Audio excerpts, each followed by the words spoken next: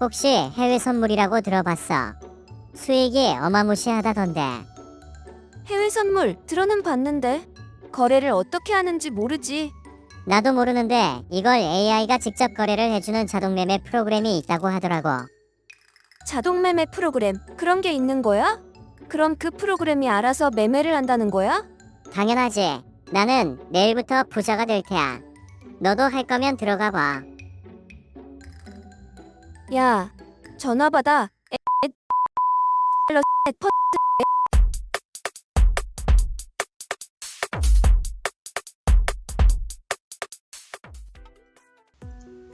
안녕하세요, 엘대표입니다. 요즘 투자에 대한 관심도가 높죠. 특히 주식시장 관련된 정보는 마구마구 쏟아집니다. 하루에 문자가 몇 개가 오는지 모르겠어요.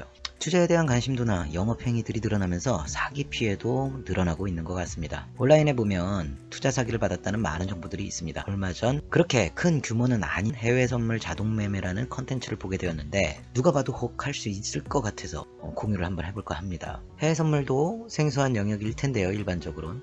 거기에 자동 매매로 수익을 볼 수 있다라는 내용의 컨텐츠입니다. 간단하게 내용을 들어가 살펴보면 이렇습니다. 5개월간 3억 6천의 수익을 봤다. 슈퍼카를 샀다. 해외 선물 거래를 하려면 높은 증거금이 필요하다. 그런데 30만원으로 해외 선물을 거래하게끔 진입이 용이하게 해줄 수 있다. 그러면서 HTS를 설치한 방법을 알려줍니다. 여기까지는 오케이. 해외 선물 거래의 방법을 몰라도 상관없다. 왜냐하면 HTS를 설치하고 나면 자동 매매 프로그램을 이 유튜버에게 카톡으로 연락하면 설치 파일을 보내준대요. 자동 매매 프로그램을 설치한 후에 HTS를 실행하고 자동 프로그램도 실행을 합니다. 그리고 포인트를 설정해서 자동 거래가 되도록 한다는 거죠. 그러면서 놀면서 자동 매매를 해요. 그러면서 수익을 남기는 영상도 남겨놨습니다. 근데 일단 의아한 건 우선 이 영상이 왜 이렇게 조회수가 높은가? 130만 이상이었거든요. 이유를 살펴봤더니 유튜브 광고를 쳤어요. 저도 광고 때문에 댓글을 보면 대단합니다. 근데 의도적으로 댓글 우선 관련 피해가 있을 수 있겠다라는 생각이 들어서 알아보기 시작했습니다. 예상대로 있더라고요. 한 분은 이 피해 때문에 유튜브 채널을 만들어 놓은 것 같아요. 몇몇 유튜버 분들이 관련 내용을 다뤘고요. 그런데 제가 이 영상을 만들고 있는 지금도 여전히 그 유튜브 채널은 존재하고 있습니다.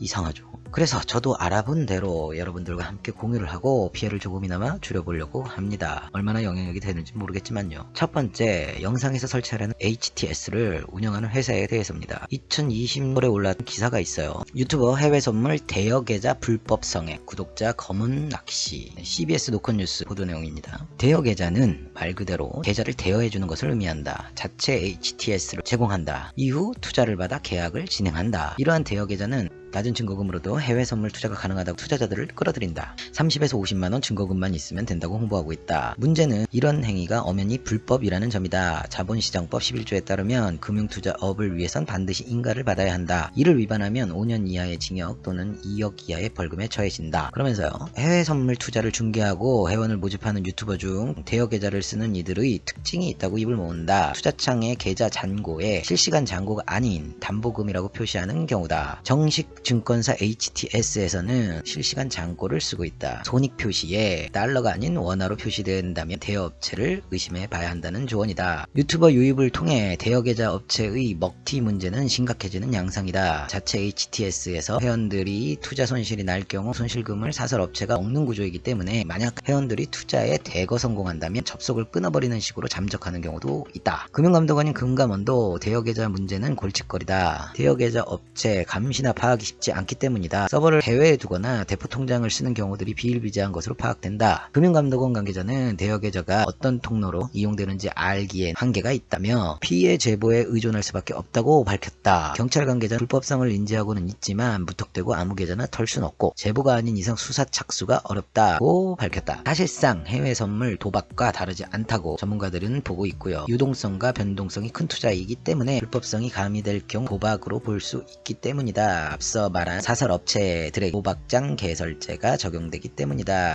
참고로 투자 때문에 업체를 확인하고 싶으실 때는요, 금융감독원 홈페이지에 메인 화면에 파인이라는 메뉴가 있습니다. 여기서 업체 조회를 통해서 신고가 된 곳인지 확인해 보시면 되겠습니다. 앞에서 언급했던 회사는 없는 회사입니다. 뉴스대로라면 증거금 30만원으로 시작할 수 있고 담보금이라고 표현하기도 하고, 해당 채널에서 연결하는 업체가 조회가 되지 않는 사업자니까 당연히 의심해봐야 되겠죠. 두 번째로 문제가 될 만한 건요, 자동 매매 프로그램 자체가 문제입니다. 일단 이걸 AI라고 해야 할지도 모르겠고요, 그냥 매크로 프로그램 같아요. 이거 사람이 하기도 한다고 합니다. 믿을 수 있겠냐는 겁니다. 또한 프로그램을 통해 매매를 한다는 것은 무자격 자문이나 일임의 범위에 속할 수 있기 때문에 그 자체로서 불법일 수 있습니다. 세 번째는 정말 제일 심각한 거라고 생각합니다. 설치하고 가입하셨다면 정상적인 회원가입이나 투자 유치가 아닌 이상 개인정보가 유출될 수 있다는 점에서 위험할 수 있습니다. 제가 생각하기엔 이게 제일 심각한 거예요. 정말 다른 금융투자 사기처럼 크게 해먹으려고 하면 저렇게 허접할 수 있겠냐 할 정도의 생각이 듭니다. 그럼 다른 목적이 있을 수도 있겠다는 생각이 든다는 거죠. 정리해볼게요.